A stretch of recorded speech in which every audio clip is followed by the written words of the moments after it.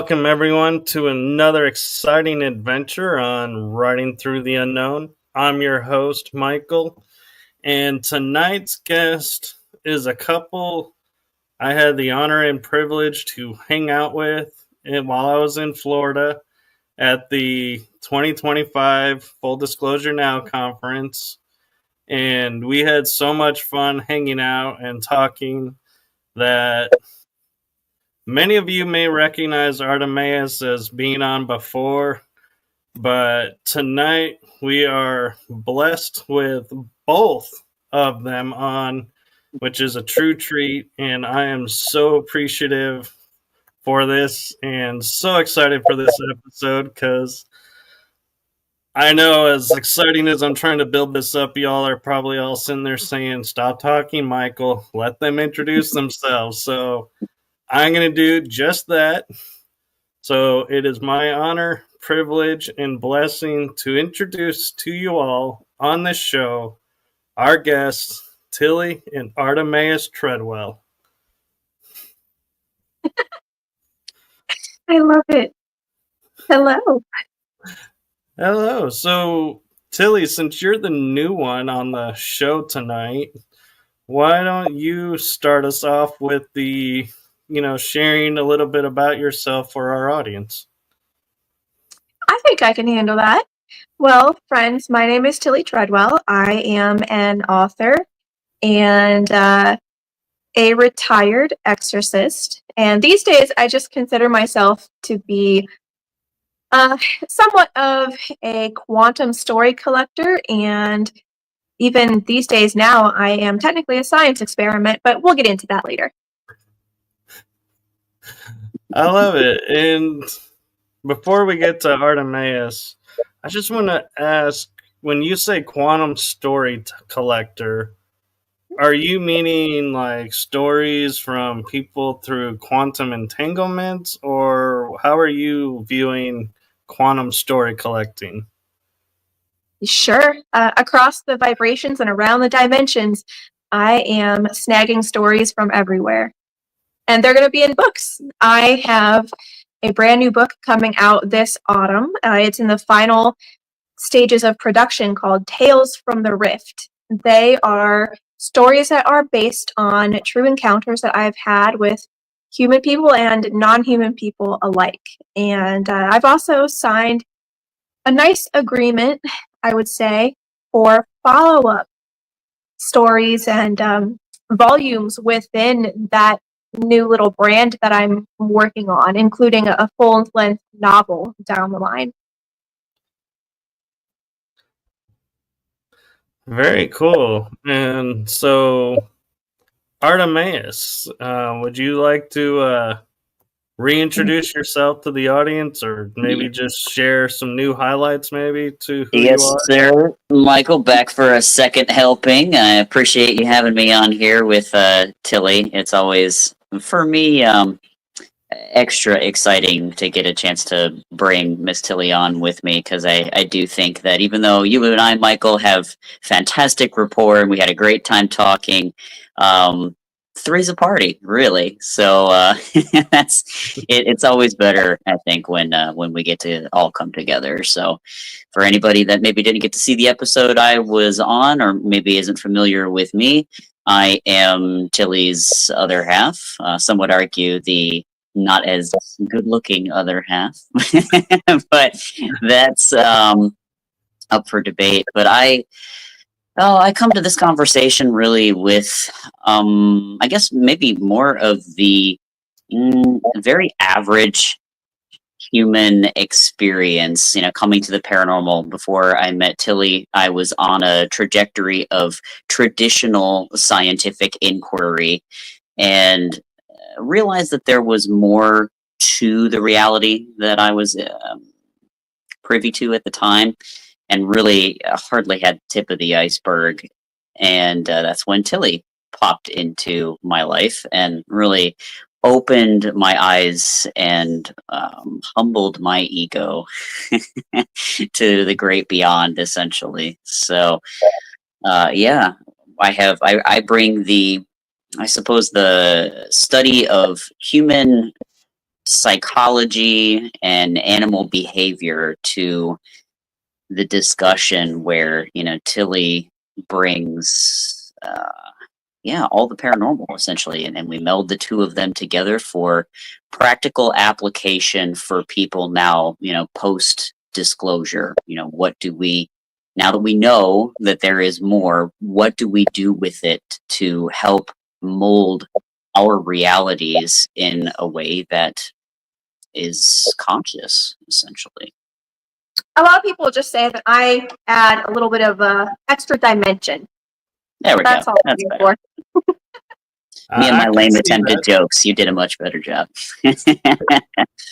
I could see that, and I could agree with you, Artemaeus, that Tillie does have a humbling energy about her to where even when I was around with you both, it's like as much as my energy was high from running around and doing all of what I was doing with the conference, it's like when I was hanging out with you two, it's like it just instantly mellowed back down to normal, calm, harmonious self. And I was like, it was so nice and refreshing to be around a couple that you get to be just who you are. You don't, nobody's expecting this or that. And I wasn't expecting anything from you both. So we all just got to hang out and be ourselves. Well, it helps that I like who you are, that you don't show up to just blindly take from me. So I think that might have something to do with it.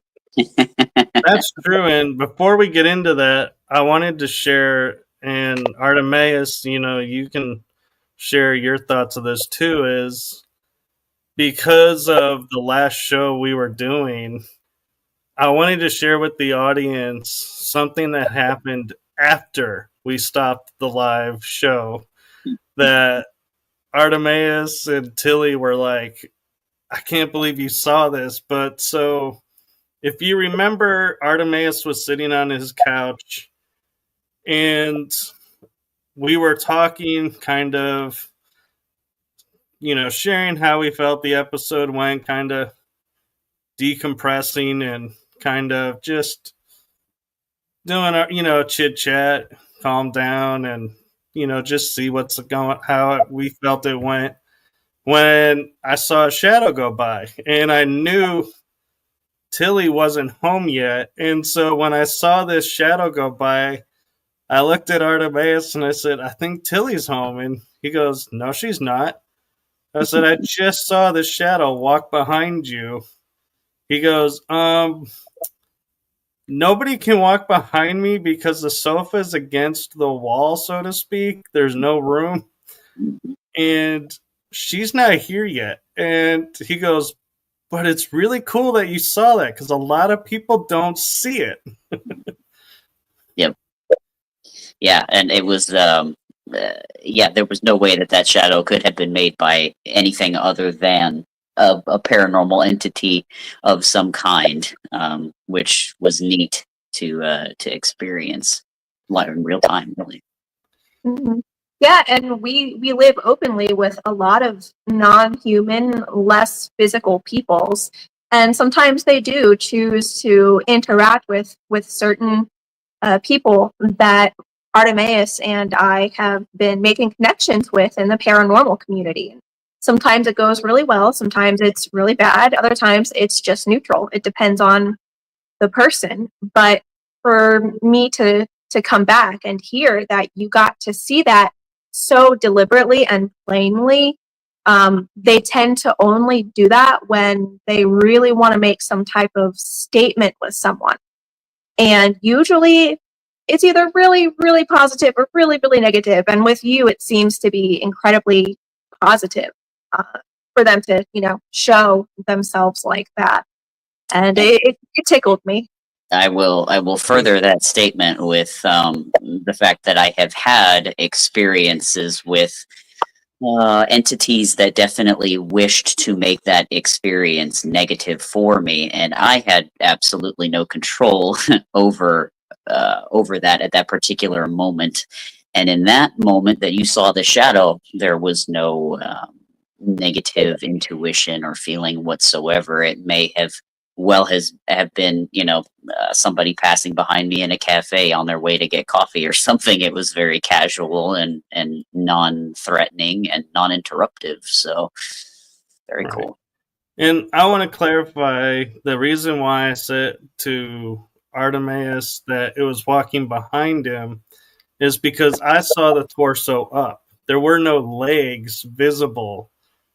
Even though I could see where the legs could have been, there weren't any. And so that's why I was thinking, and in hindsight, I realized this shadow could never happen the way I was thinking it happened. But in the moment, I was like, yeah, I think she's there, and walked, because it's like it literally was swaying its arms like it just was walking casually by. we had Bigfoot shadow. Yeah. If I might ask, was it a completely solid black shadow, or was there any kind of transparency to it? It was solid black, actually, because I really thought it was somebody walking by a light, and that shadow, you see it's distinct. Like, I could definitely see the shape of a head, the torso, the arms moving, and that was it. And so I was thinking, wow, she must have passed really fast by, and so just caught a short glimpse and didn't register me. There were no legs until after, and I was like, but it was solid. It's like I couldn't see through it. I was asking because that's extremely common in how a lot of my buddies will manifest here on this plane. And sometimes they will only come through as that shadow type of person, but everyone who's ever encountered any of them says the exact same thing, that it's always an opaque black shadow. And sometimes it'll show up as like a 3D shadow. Other times it's more 2D, like what you were describing. But there's always something really extraordinary about the way that the person manifests, so that the person who's seeing it knows that there's no other way to explain what's happened there. So for anyone who's not yet maybe seen the intermediary diary videos on our YouTube channel, Artemaeus will sit on the couch, and the couch is pushed up really tightly against the fireplace. And then right above the fireplace is the mantle. There is maybe about an inch of space between the little couch and then the bricks of the fireplace. So even if someone was walking by and casting a shadow, the shadow would have fallen over Artemaeus and not behind him, walking forward between the couch and the brick fireplace. And it would also be impossible for there to be such a dark overlay from between the fireplace itself and over top of the mantle, which is decked out with tons of little decorations in a really pretty display. So the optics don't even make sense unless you're looking at it from a more paranormal perspective, I suppose is what I'm trying to say. I think I'm doing a really bad job at explaining this. Artemaeus, honey, why don't you take over? Well, I don't think you were doing a bad job. Yeah, I just want to take a moment and clarify. It wasn't coming towards me. It was actually like it walked out of Artemaeus and was walking straight to whatever, like, hallway or whatever was to his right, the way he's sitting right now. Mm-hmm. So it was like it would be here walking this way, like off to the screen. Mm-hmm. That would be towards the dining room, I think. Yeah. So it wasn't walking towards me, and it was more 3D, because I was literally thinking you were there. It like totally had me thinking you had arrived. Cool. But yeah, I just wanted to clarify that for people, because I didn't want them to think it was coming towards the screen. No, it was going off the side of the screen. Mm-hmm. So that makes it even more interesting. Yeah. Usually they don't come at someone unless they really mean business. So make of that what you will, I suppose. Yeah, and so one of the things that was really interesting and was something that we came across at the conference, and I know you appreciated it really well, was the three of us were meeting some people, and a lot of people are huggers and they don't think about how the blended energy works with people. And so I know with Artemaeus and Tillie has a little bit of sensitivity to that. And so I was picking up when a couple of people were coming towards to hug and just be, saying hello and not paying attention and realizing how the energy can be overwhelming, that I just I politely stepped in the middle and was like, hold on, she's sensitive, and they were like, oh, I'm sorry, and they understood.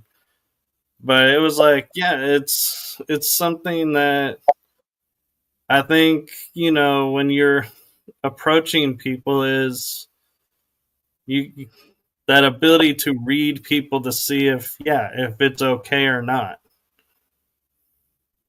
Yeah, I agree. And that's why I had chosen you to help with security in general, because you seem to be very in touch with this sort of consideration. And as you know, I've been through a fair bit.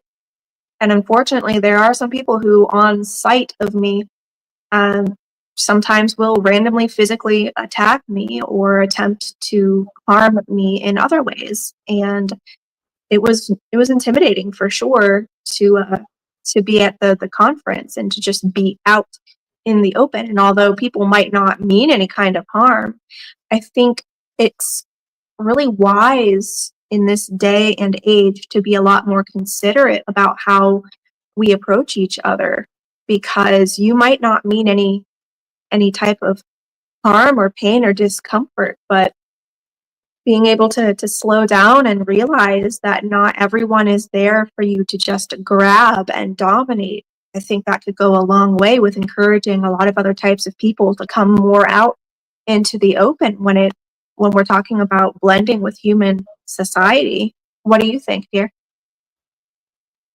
Which dear? Yeah, that one.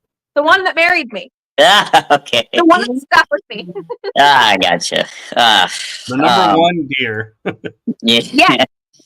So, much to that point, I think the average person will treat somebody else really only from the perspective that, they have within their own heads, perhaps how they would want to be treated in that particular moment, or, maybe in general. They do not extend what we would call empathy in all areas. So generally, I mean, you have exceptions, but generally people are, social beings, and to hug somebody or even to shake hands or any kind of personal contact is generally considered polite or accepting or, loving or something of that nature. And it is, only when you spend time in other cultures or perhaps learning some non-human psychology that you begin to understand that that's not the most considerate way to treat everybody in all situations. And actually, even people who have done work with trauma survivors will know that, to not extend physical touch until that other person is, healthy enough and consenting enough to be able to accept it or ask for it. So we, I think as humans just think, oh, a hug is, that's loving, that's great. I would love a hug, so why wouldn't you? Without considering that highly sensitive persons, for example, people like Tillie, that it's considered very alarming to just suddenly be, within somebody's clutches like that. In fact, I remember our first date. She wore gloves, and it was cold out, but very specifically, she wore them most of the time. And me, for anybody who's ever heard my story on other podcasts or in other places, I was pretty standoffish and a jerk that first date, that first meeting that we had anyway, so I wasn't attempting to make any kind of contact anyway.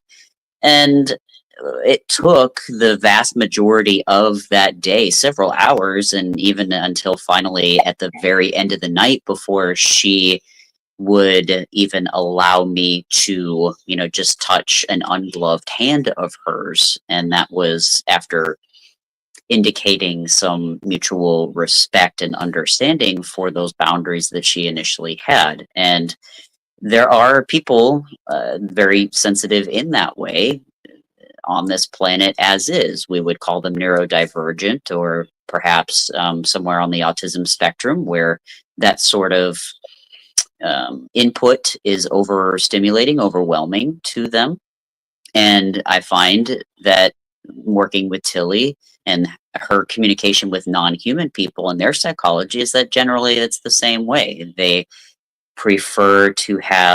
strongly prefer to have mutual respect and understanding before any of that sort of exchange is made, which is why I think the average human gets what they do from paranormal experiences, or doesn't get them at all, because they aren't exactly a cooperative component in that potential interaction.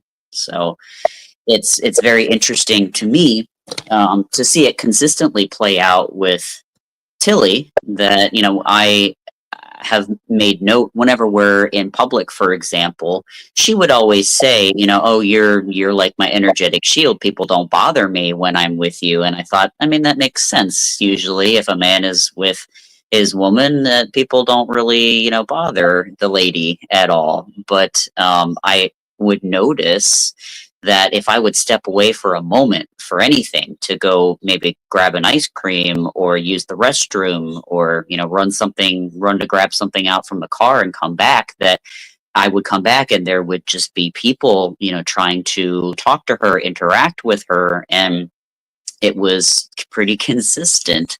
And after that time, I started to realize that there was something to what she was saying about her general energy just being like a magnet for people. And sometimes the interactions are overwhelmingly positive and sometimes they are overwhelmingly negative. But that having somebody like you, Michael, or I kind of act as like a energetic interruption in that way, or at minimum, as she called you, security detail, to keep people from just feeling like they can approach her willy-nilly with whatever they desire to bring to her. So I agree. And one thing I want to ask about, because you brought it up in your little description, Tillie, is the fact that you're a retired exorcist. And I've had exorcists on the show, and I'm curious, really, with your knowledge of, like you call them, non-human beings, would you feel like most of the cases that you were dealing with were misidentified non-human beings and weren't what the church was classifying them as? Or 100%. Yeah. And this is where it gets a little tricky, and this even gets into some of the things that Jacques Vallée used to write about with ego masking and whatnot. There's, in my experience and my understanding, there's no such thing as a biblical demon, because it's non-human people just putting on different masks in order to interact with humankind for whatever purpose, reason, or stimuli is present there at the time. So, for example, let's just say that someone moves into a country house out by the woods. And this is actually, it was a common theme when I was working paranormal cases with the church and then even outside of the church. Family or someone moves into an isolated country house and it's near the woods. And shortly after moving in, they start having some strange activity, but there is nothing really super positive or negative. It's just occasionally something goes missing and it pops back up in a strange place, or they might hear whispering somewhere in the other side of the house, or there's footsteps or whatever, but nothing sinister. The human family or the human party typically will start to say, oh my God, there's a demon in my house, or, you know, something of that nature. And so the non-human person will say, okay, if that's the contract that you want, I'm going to give that to you. And then it'll start to take on those types of roles because that person's already being accused of being evil, whatever that means. And they're already accused of being there with bad intentions. And from my work as an exorcist and just living a paranormal life, human beings are not really well liked or well received by other types of people because of the extreme differences in ego content. And Artemaeus, you can get into that more in a moment if you wouldn't mind.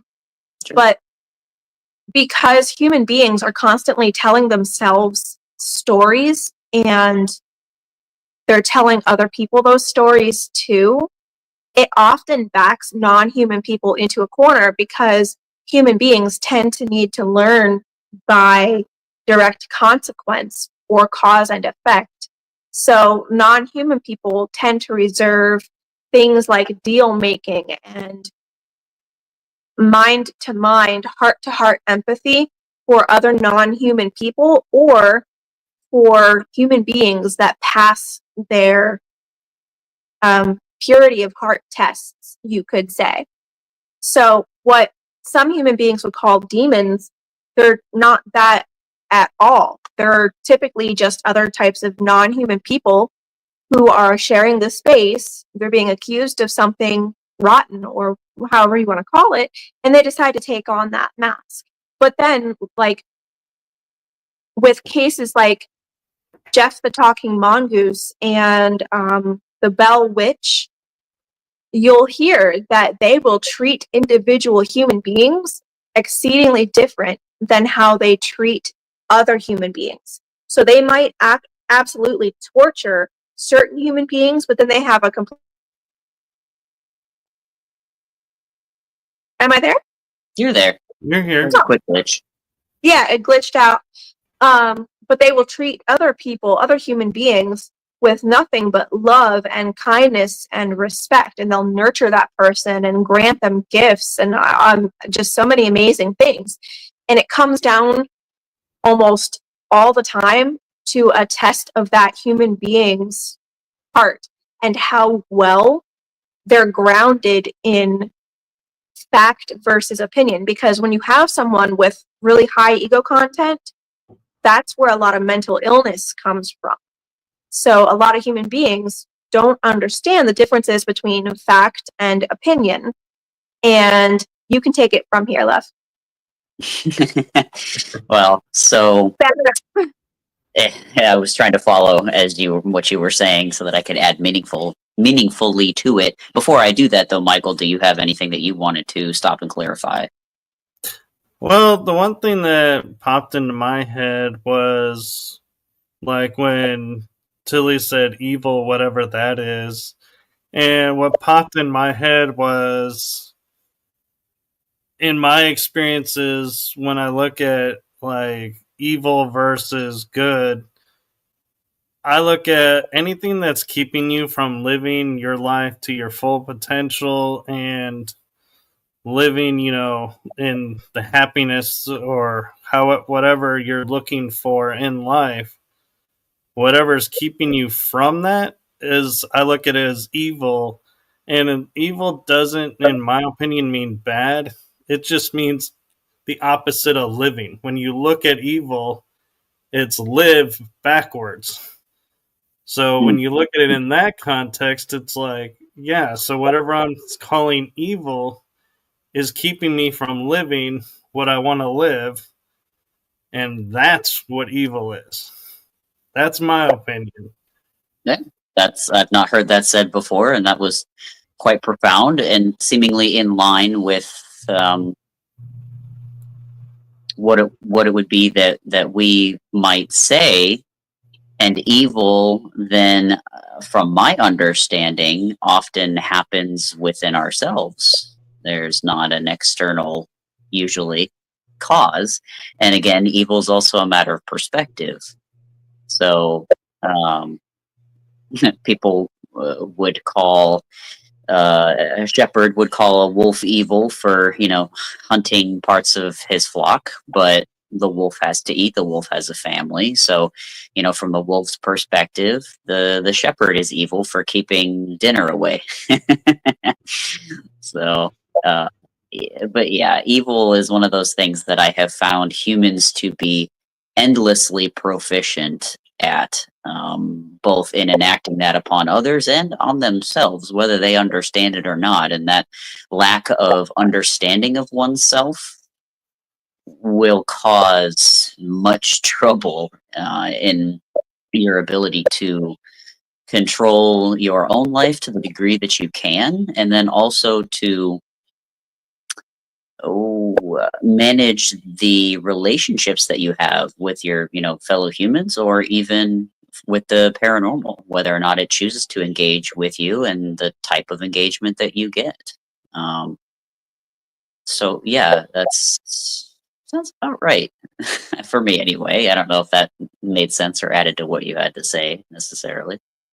Well, I find it interesting because, Michael, I've not had this discussion with you, but I'm not too terribly surprised with your answer. And I find it interesting that your answer to the definition of evil is pretty close to mine and to a lot of what non-human people have told me of all different stripes and types. So for me, I would define evil as unnecessarily destructive. And all the types of non-human people that I have talked with and am still friends with, they pretty much agree with that. And that's why human beings are largely unwelcome and seen as either food or some other type of prey, or they're just largely avoided. Right, and to piggyback on something that Artemaeus was saying about it being inside the individual, there is an aspect to me that we mislabel it as like the shadow side or shadow elements, and it'll be like it could be a pattern in life that I have set up to where, let's say hypothetically, every time I go on, say, a second date, I do something to sabotage that date and never go past the second date. Well, that's a pattern to me that is keeping me from living a happy life with the relationship. So that would be, in my mind, an evil pattern within myself that I set up and need to change to excel and grow. But if I choose not to, because that's the very definition of our free will, is then I'm letting the evil win because I'm going to keep myself from living by keeping this pattern, even though I know I can change it. So that I don't know if that goes along with what you were meaning, Artemaeus, about it being within the self. Mm-hmm. It is, yep. You and I mean, I have traditionally known that as unintegrated shadow. People, I think this is another thing, a feature that humans have a tendency to do, which is to load emotion or feeling within a word that is in itself simply objective. So, when we think shadow, a lot of people will think of that as something that is, negative or seedy or, somehow bad. But in reality, Carl Jung, who conceptualized and talked about the shadow, really just meant for that to be the part of yourself that your ego refuses to acknowledge and that you refuse to integrate consciously. So it's not meant to be something bad. It's just, perhaps as your definition, it would be considered evil simply because it is something that in a way is not allowing you to live to the fullest extent that you can, but it's your ego that's actually causing that. Your ego is the evil, not the shadow, if that makes sense. But not to say that ego is a bad thing either. Again, when we got to be very careful. I think using these words, for most people, they would think, okay, so the ego is bad, and I must banish the ego. No, we're not saying that at all. Just to make that abundantly clear. No, and in fact, if someone has too little ego content, like me, you're in constant danger, physically and socially, because you can't then connect with the people around you unless they have the same type of inherent psychology as you do, or you are exclusively working with people who have tamed and shaped the ego into a more, I suppose you could say, amenable, cooperative amount. And that's extremely rare within the human population. So for me, when I was about 4 or 5 years old, I was diagnosed with what's now being called level 1 autism, which is the highest functioning autism. But then they also noted that I seemed to have extremely low ego content and extremely low emotional content. And that's always been a challenge for me, because I just can't seem to grasp a lot of how other people think and feel and act around me. So please bear in mind then that the ego is not necessarily evil. It's how much someone has and how they choose to work with it or not in a lot of cases. Hope that makes sense. It does. And one of the things that I was told that resonated with me was, at first I was told ego needs to be destroyed to ascend, and then I was like, something just didn't feel right, but it was like, okay, yeah, I get it, because how it acts. But then somebody said, well, when you look at ego, it's EGO. And they go, what if you renamed it Earth Guide Only? And it's designed to help you exist here on Earth, not in the astral plane, not on the moon, so to speak, but here on the planet. It helps you navigate this 3D world on this planet. And when I thought about it, I was like, I like that, because it's like, my mind started going, well, look at Quantum Leap. He had the holographic guy that would come in and help him that only he could see. And some people could call it the angel or the devil on the shoulder, or, a inner voice that helps them. But when you look at it in that aspect, it's, you're being guided here. And it makes sense how it protects you here. But when you go to another realm, it doesn't know how to operate, so it goes into fear mode, and you have to remember, hey, this isn't your realm, so you can either stay with the Earth realm, or we can grow together, and you can learn to break free of your own programming, so to speak, and can learn to function out here in the other realms or not. And so it's almost like there's two beings interacting at the same time in one space. I think you nailed that, yes. And to maybe make it a little bit more relatable to the wider audience, I'm pretty sure a lot of people would be familiar with the Little Mermaid tale. whether the original one or, of course, Disney's retelling of that. Either way, it centers around a mermaid who wants to become a human. She wants to explore the human world and mingle with the human beings and have all of the human experiences. And in the original tale, the little mermaid wanted to become a human because she, quote unquote, didn't have a soul. In my understanding, in working with the non-human people that I have, it's not that they don't have souls, it's that they don't have firm ego content. And so in their existence, they are switching between personality masks and ego masks all the time. But because they also don't have much emotional content either, they're not getting the rich experience that human beings do who have moderate to high amounts of ego. So you could look at it like human beings are caught up in the dramas of life all the time, and they're feeling the full range of emotions because of the ego. And they are having the highs and the lows of all of those emotions, and that's what makes them feel, quote unquote, alive. The non-human people don't tend to have that, except in extreme negative or extreme positive, quote unquote, cases where something really gets under their skin one way or another. And so they kind of traditionally envy human beings for the ego experiences and the emotional experiences, as well as the physical experiences, because Earth is the densest, most pleasurable realm in a lot of ways.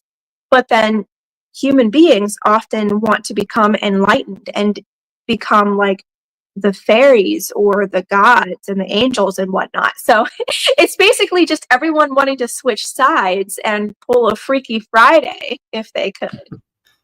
And I have 3 points to kind of add to this. So, when you say masking, it reminds me that, in clinical psychology, when a therapist, let's just say, or a psychologist is assessing a person on the autism spectrum, they will often mention a practice used by the autistic individual called masking. And this is an abundant thing that's now known. You can see many videos on YouTube about it, where the autistic person is saying, yeah, I've just learned how to kind of blend in with the social scene, aka the egotistical scene, I guess, that is the average human's experience, and it's a mask for them. They're not really having, relating to those highly emotional states that a person high in ego would have. And with the increasing prevalence of high functioning autism diagnoses, of the population, we're seeing more and more, rather than viewing that, especially in the younger folks, but rather than seeing that as some sort of, mental defect or, a de-evolution, it's been said, and I think I can kind of agree, that we are shifting the experience, the human experience anyway, more towards that objective non-human psychology, with more of these individuals who are on the autism spectrum, and we're moving away from that high ego content into this more objective, less ego space. And a second point, going all the way back to what you said, Michael, about you must destroy the ego to ascend. That, I think, is true in the sense that if you consider, once we leave this earth, an ascension, when you die, your ego does not come with you, then indeed, yes, the ego must be destroyed to have ascension. However, that is one dimension of ascension, and obviously not one that we are all meant to simultaneously experience until our natural conclusion. But there are other ways too that the average person, such as myself, who I would consider to have a fair amount of ego content, I'm working on dialing that back and getting it under control. But there are places, as you said, that you can experience without so much of that ego. And I, for myself anyway, have noticed that when I am traveling either in, theta or delta brain waves, so twilight or deep sleep, that there are plenty of times where I go and my ego is not with me. And I know this after I wake up, because the way that I respond to things that happen in the dream are so chill that if they happened in my waking reality now, I'd probably absolutely lose my mind. But that doesn't happen in my dream states. Like, for example, I'm actually tell this one because this has been an evolution in the types of dreams that I have had, which is where a chunk of my paranormal experiences tend to happen. And this was maybe a few nights ago, actually. I was dreaming that, much like at the convention, we were all in this, resort type area, and somebody called everybody in the convention to a main auditorium. And you could kind of feel the energy in the air. It was like, oh, something's not quite right, because this isn't something that was on the docket. Like, we weren't all supposed to be called to the auditorium for whatever reason. It was supposed to be just, you go where you want to go kind of thing.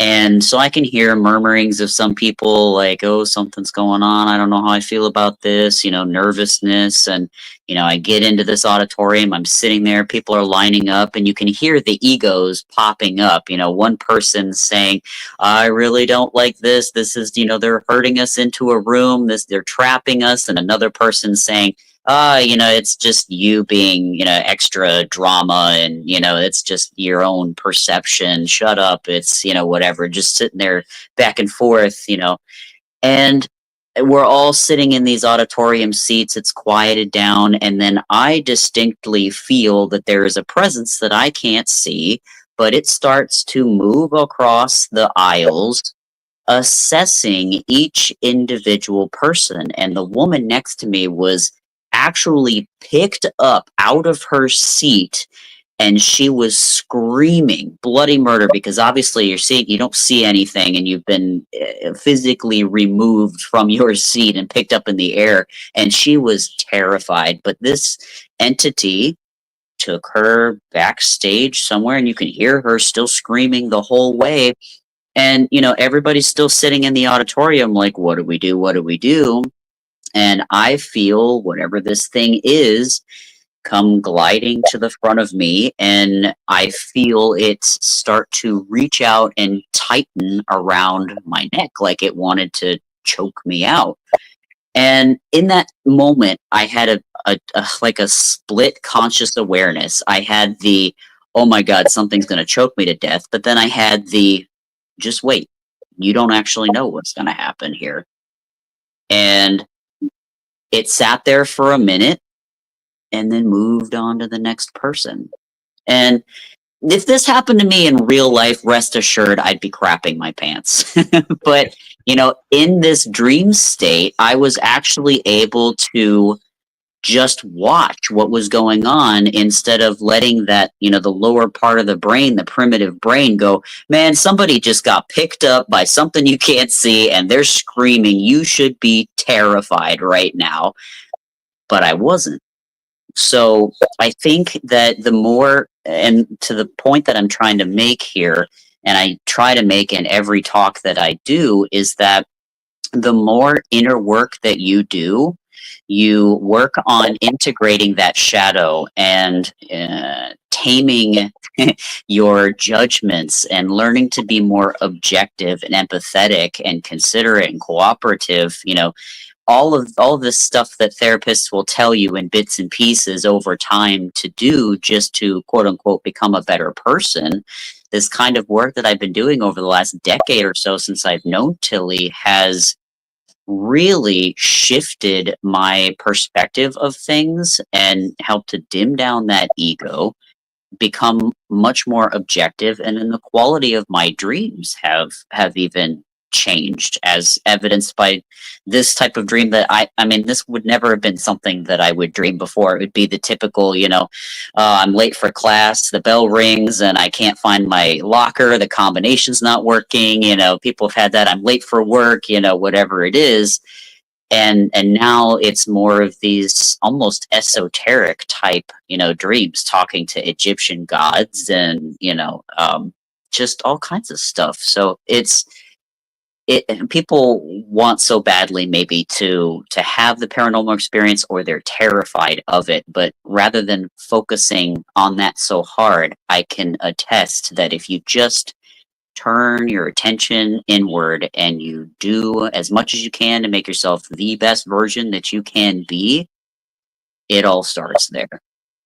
I think it would be really neat if you could talk about the experience that you had at the haunted mansion, as we so call it, start from when we first got there, what you first swear that you felt, and then what happened that night, and then how the rest of the trip went for the convention. Yeah, so that was another dream. I don't know, Michael, if that's something you want to hear. Oh, we talked about it at the conference, and I'm totally open to it here.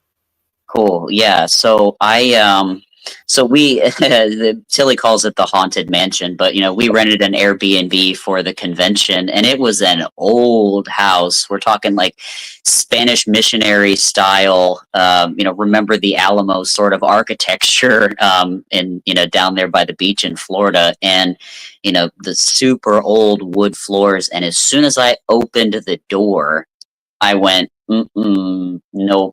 There is so much here, and we are definitely not the only two people here right now. And I just remember feeling this constant, like low grade anxiety, really, even though I didn't really feel like I was going to be harmed. It was just oh my God, there is so much here. And I'm generally not perceptive of that. It has to be cranked up like 10 times for me to actually feel it, but I felt it.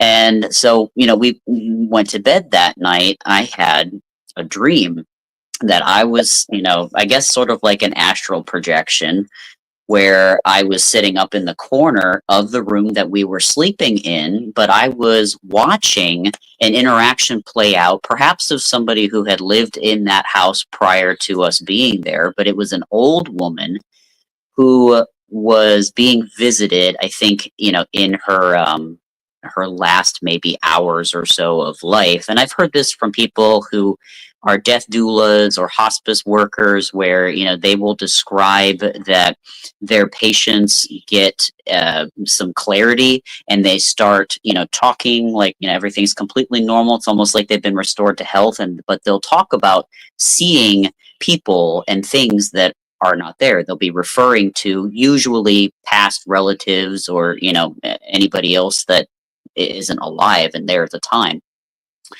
And so in this dream, this little old lady is sitting in this bed, and she is being talked to by this little, I don't even know what you would call, maybe like a Baba Yaga kind of thing. I don't know, but it was humanoid, like this little trollish like woman who was basically saying, "You're going to get your comeuppance now." And, the little old lady was, terrified. And I found myself partially feeling bad for this woman, but then also feeling like there's more to this story than I'm aware of, because this little troll-like woman was essentially there to dole out karma. And I watched across the room on the other side of the ceiling these two other entities come in that they had totally whited out eyes and were somewhat decayed looking, almost like zombies, you can say. It was a female and then a male, an older gentleman that in my mind I was like, oh, that's this woman's past husband. And these two entities came down from the ceiling, hovered over this old woman, and began to suffocate her without touching her. And this old woman was, struggling for breath all of a sudden, very panicky, but obviously these two entities were enacting something upon her, like essentially, I don't know, drawing the life out of her. And because I've had experience with lucid dreaming, I said, I'm out. I don't want to see this. Whatever this is pretty nasty stuff. And I woke myself up and explained, to Tillie what had happened, that I wasn't at all a part of this dream. I was essentially just there witnessing what was going on. And Tillie, if you want to take over for me to tell what that was about. Possibly, but you're forgetting the rest of that night that you had. The baseballs cut in half and whatnot. Oh yeah, later. Yeah, so there was part of the story. Yeah, so I mean, yeah, after that I woke up in the middle of the night pretty, kind of freaked out about the whole thing, and did finally manage to go back to sleep. And what I was dreaming after that was so was like, you take the kid to the doctor to get shots, and then afterwards you're like, okay, honey, do you want some ice cream? How about some pizza? Let's go, watch a movie. Whatever. What's your favorite things? In my dream, I was dreaming about being back on the baseball field, as a kid, playing, t-ball, practicing with these baseballs that were, instead of being the actual baseball, they had actually been removed of all of the hard stuff on the inside and split open like a Pac-Man. So like there's no way that you could be hurt by these things. And yet we were practicing with them. My mother was there saying, here, honey, here's $20. There's a pizza bar over there. Just go get whatever you want. You can have anything, sun shining, kids are running around playing everywhere. Like it was the perfect Saturday afternoon for like 6-year-old me. And after I woke up later before we were getting ready to go to the convention, and then, Tillie putting all this together for me later, I'll let you pick it up from here, Tillie. There's so much I love about this experience because to begin with, he and I had completely opposite experiences of the place that we call the Haunted Mansion. From the moment we got onto the property, I was like, yes, I mess with this place. This is my home. I would love to just live here.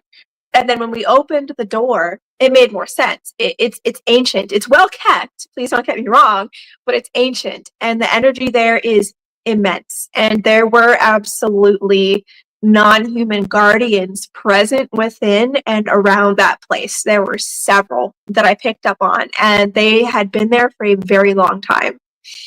And I could feel them up in the vents and whatnot, watching us.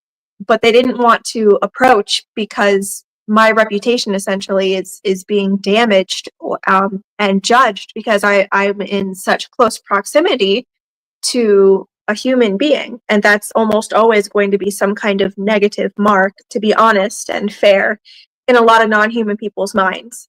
So they didn't approach me at all directly the entire trip, but they were there, they were watching, and I was getting the intuition that if I stayed there long term, we would be buddies.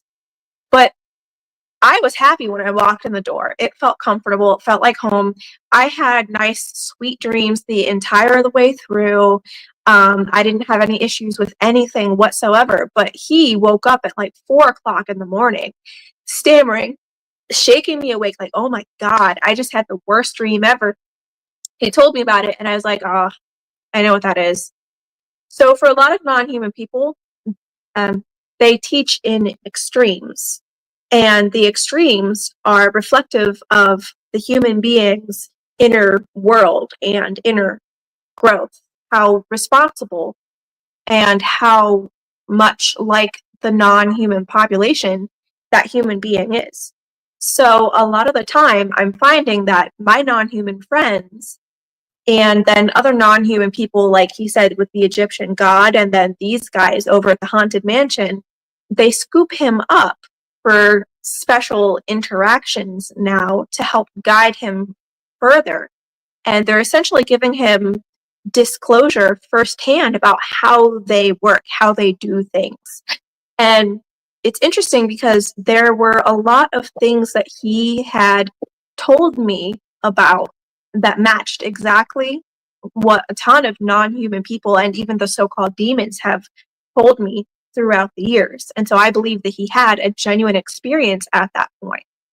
So they, I think, snatched him up for a little bit to show him who they were and the backstory behind the history of that house and especially that room. And they, I think, thought that he could handle it and that he would go on to do great, healthy things with that experience story. And a lot of the non-human people that I've seen and met and talked to, they will typically appear as either extremely attractive, beautiful, non-threatening to human beings, or it's the complete terrifying opposite, just again, depending on the human being audience that they have at the time. So Artemaeus was essentially being ignored by all of the non-human people as they were going about their business or replaying it so that he could watch them, but they purposefully did not interact with him because they didn't want to terrify him.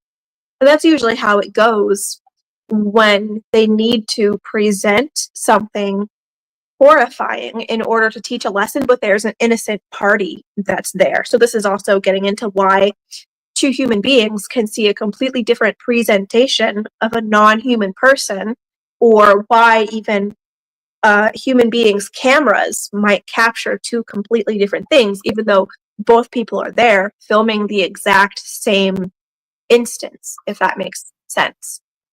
So, yeah, so it's that's the basis of my understanding, and in line with exactly how I've known all non-human people to function.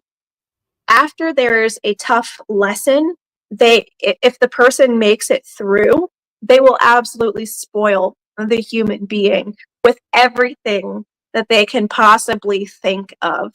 And I found it really interesting that even the baseballs were rendered harmless in the second part of that experience. So that's my take on it. Did I miss anything, hon? No, it's funny too because when you're saying baseball's rendered harmless, there were injuries that I sustained from being hit with baseballs before. So even though I love baseball, baseball's my favorite sport. I listen to my hometown team in the background while I'm working. It's just a comforting thing for me. There was literally nothing about that dream that could have been construed in any way, shape, or form as threatening. It was pizza, mom, son, baseball. Like it was really not. They couldn't. I don't think they could have made that any safer. We're actually, I agree, and I think it is amazing how they presented it. Also, though, I look at it as they presented themselves in a way that registered to him, and so they may, be looking at everything and going, "Oh, how can we make ourselves visible to this person in a non-threatening way?" Well, pizza, mom, yeah, harmless baseballs, harmless baseballs, yeah. Everything that resonates to him, but in a good way.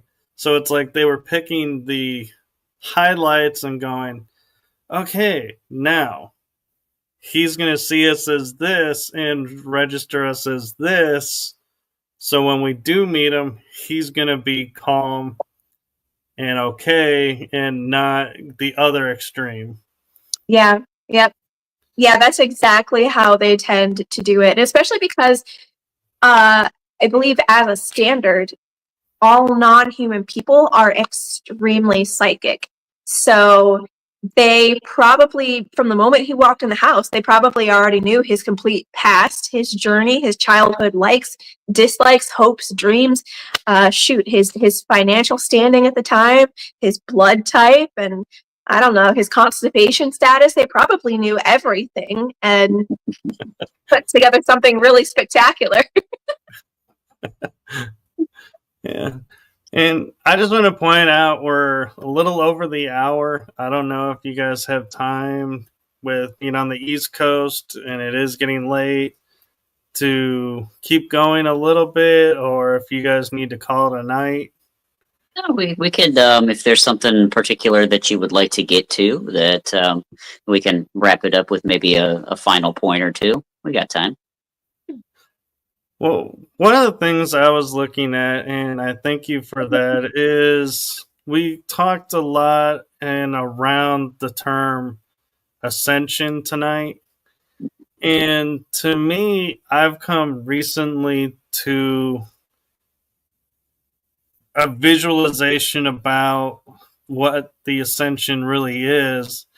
And I'm curious, with both of your backgrounds, your take on it. And mine is we are already starting the ascension process. And the first step to where you know you're starting the ascension process is you're seeing patterns in your life and you're seeing situations in your life where normally you would get emotional or you would get really reactive. And now you're in a space of, well, yeah, that, that's not the way I would like that to go, but hey, I understand that it had to go that way. And now I'm going to go and do this. And so it's like you have a whole new awareness and you're seeing everything unfolding for what it really is and not the 3D reactive visual, if that makes sense.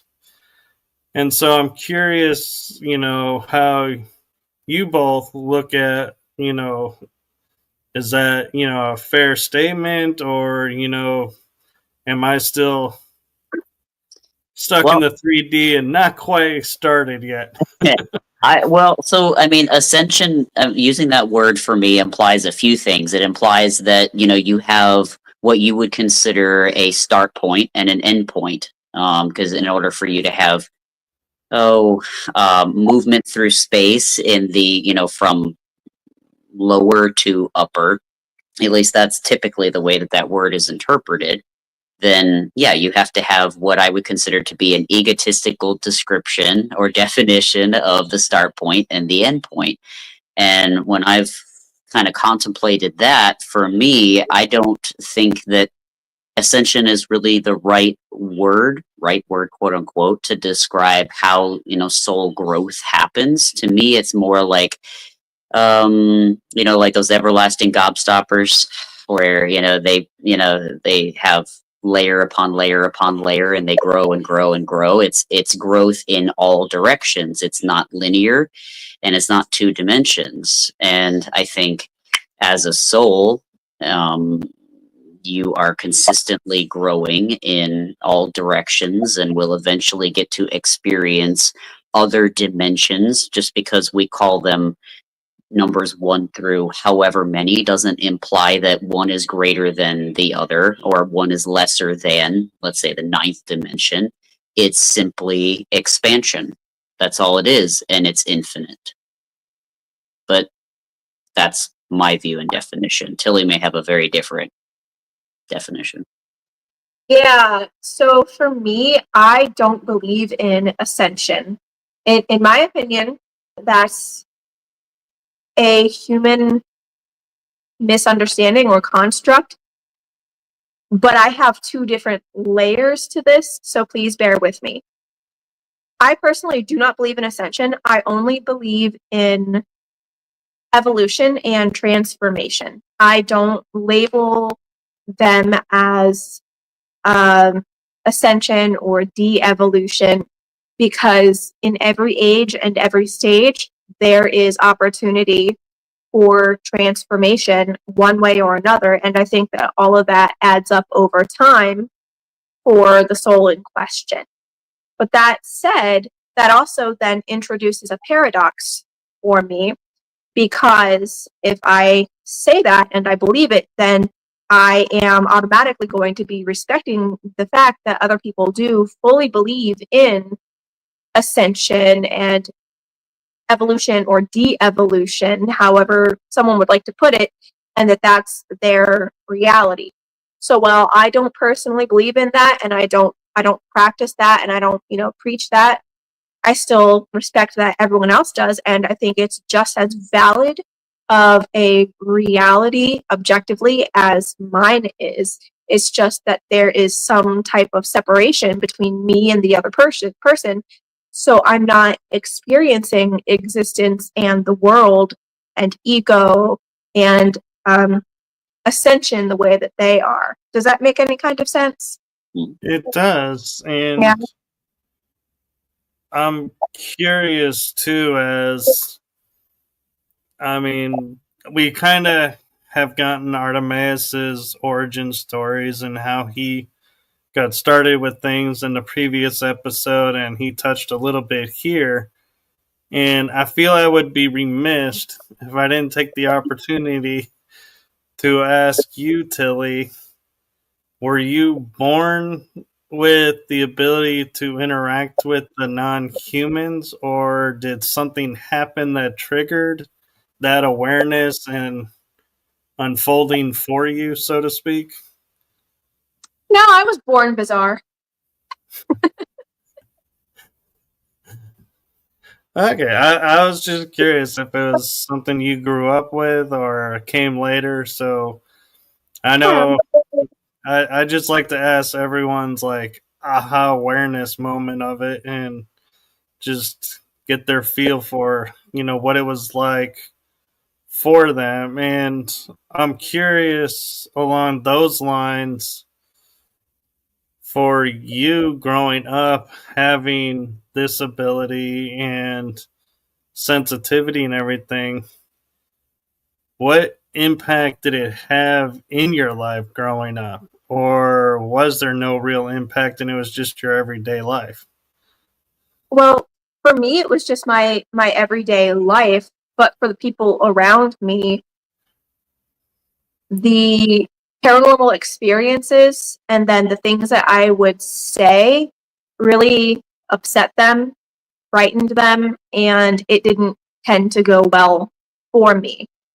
So, for example, there was a small, you could say, fairy type of being that came to me when I was just barely out of diapers, really, and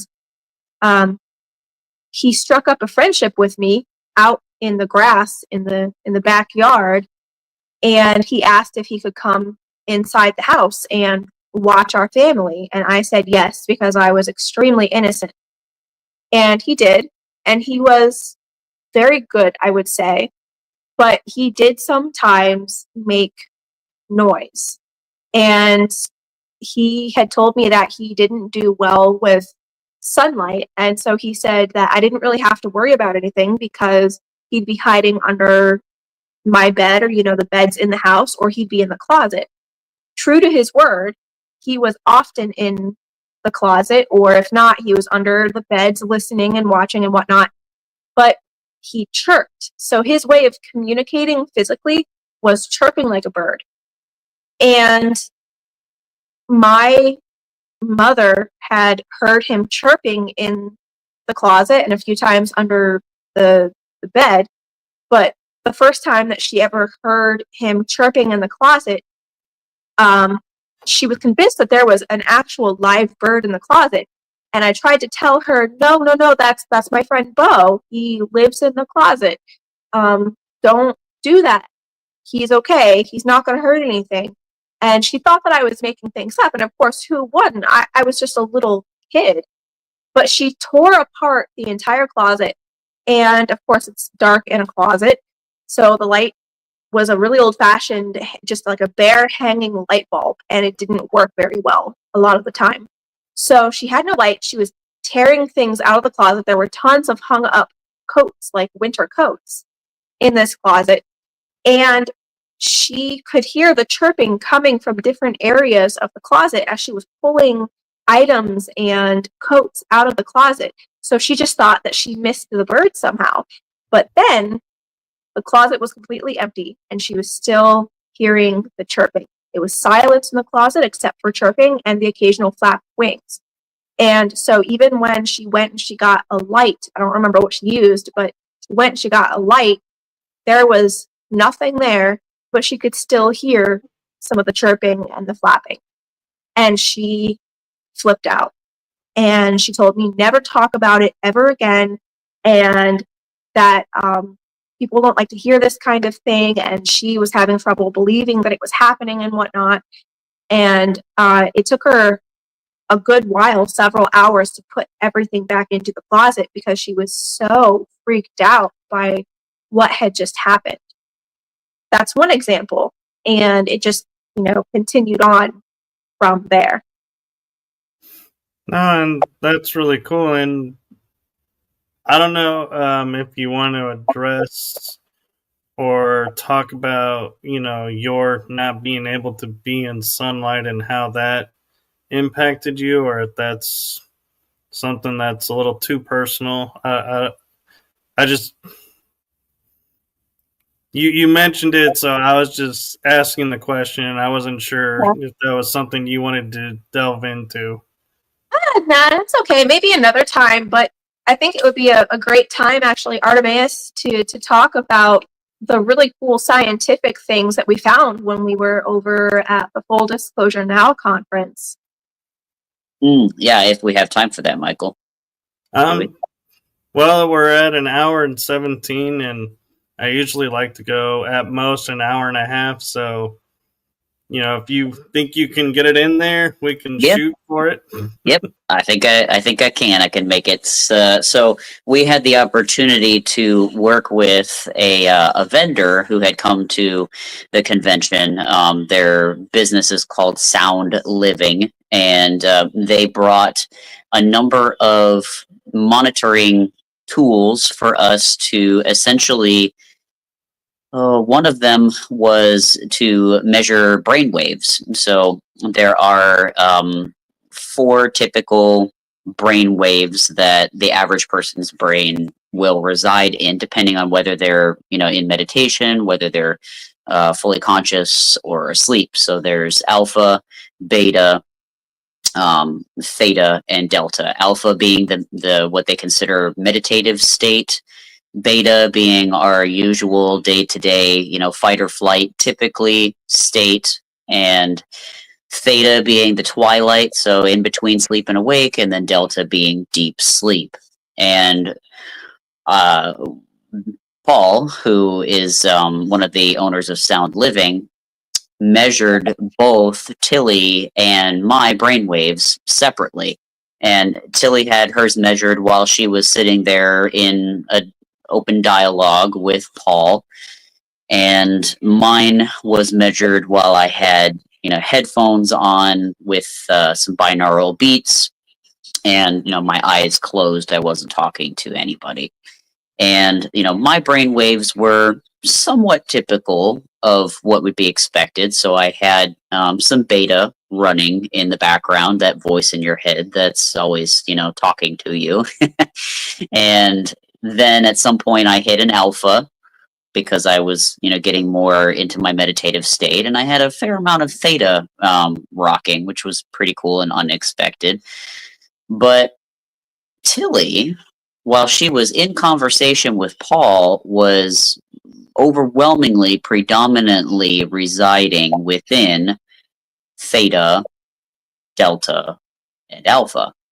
Which alpha, not so unusual, but theta and delta, those being the brainwave states that somebody is in either a twilight sleep or a deep sleep, and yet she was actively communicating with Paul the whole time, was rather unprecedented. And he had mentioned that he'd not seen anything like that before.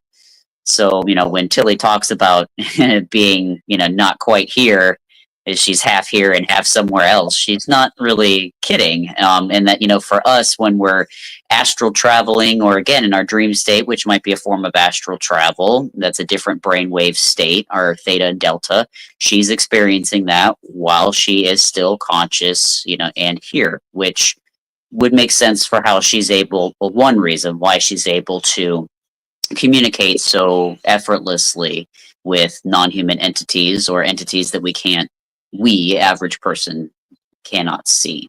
So that was one very interesting finding.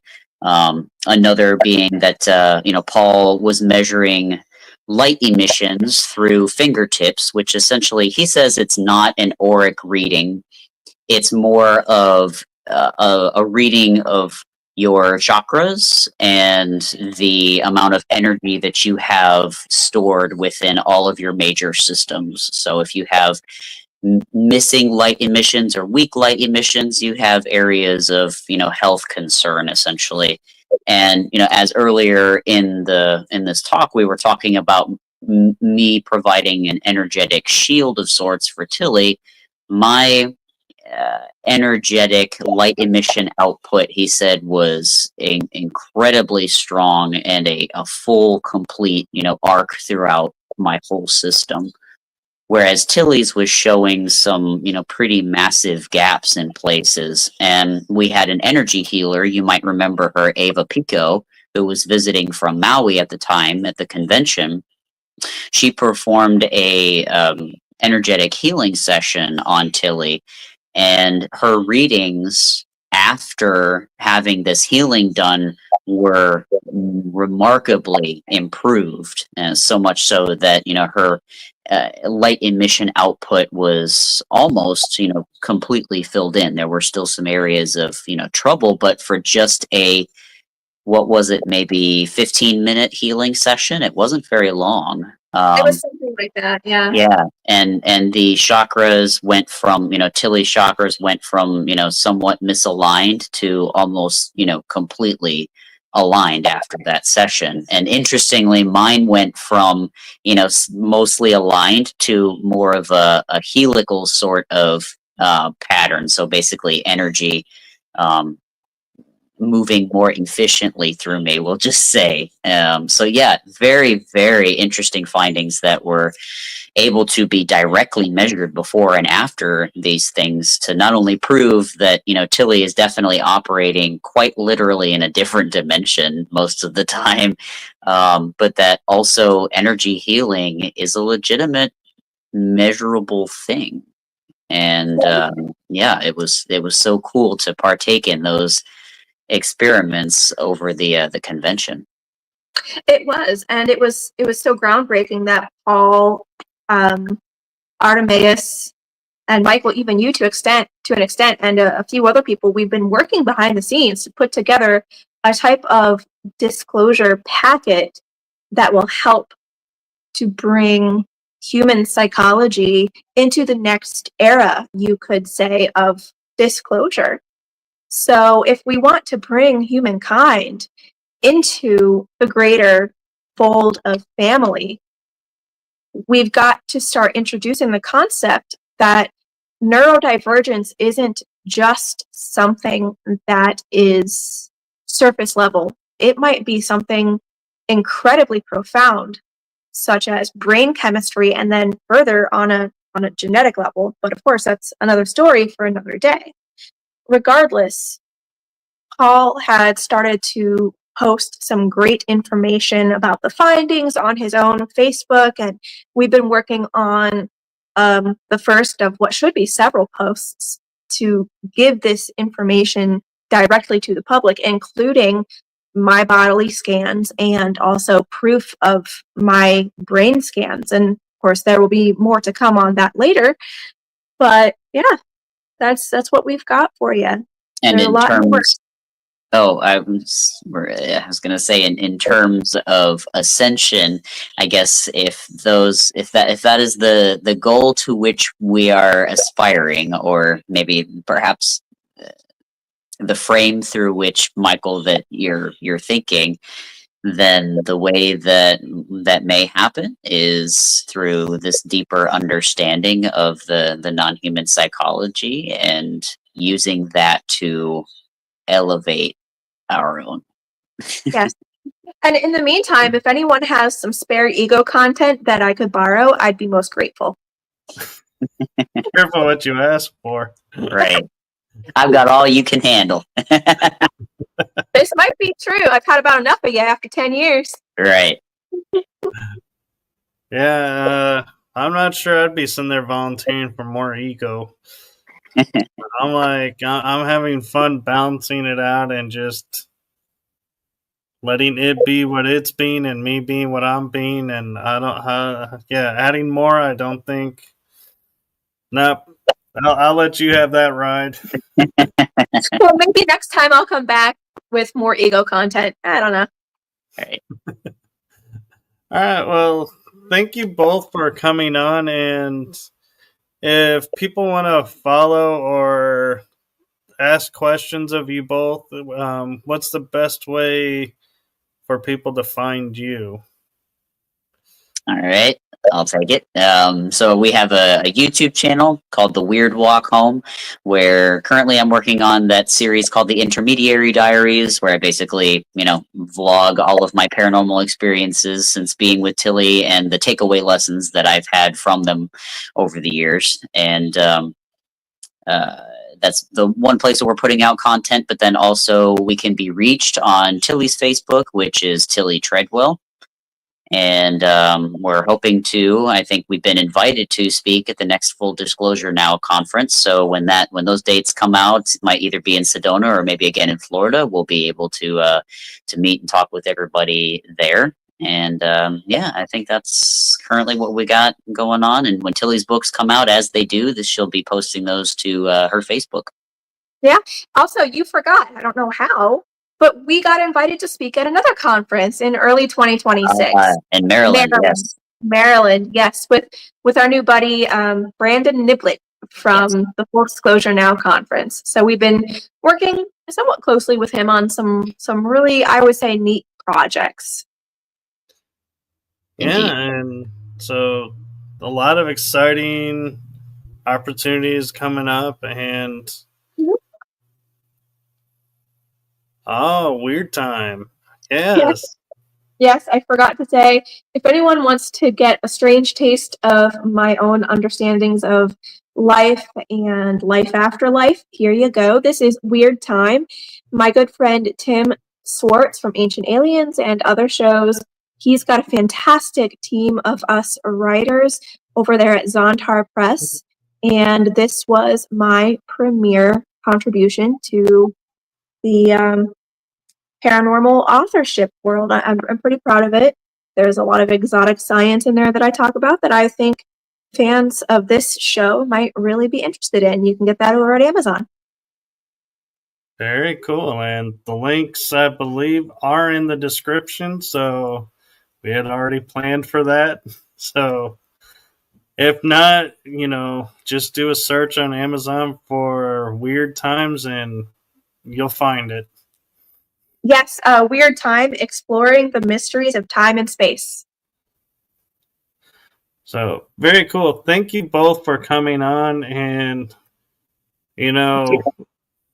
I will say if we do get together again for the Full Disclosure in Florida, I do think maybe, one or two more trips to the 80 flavor ice cream might be in order.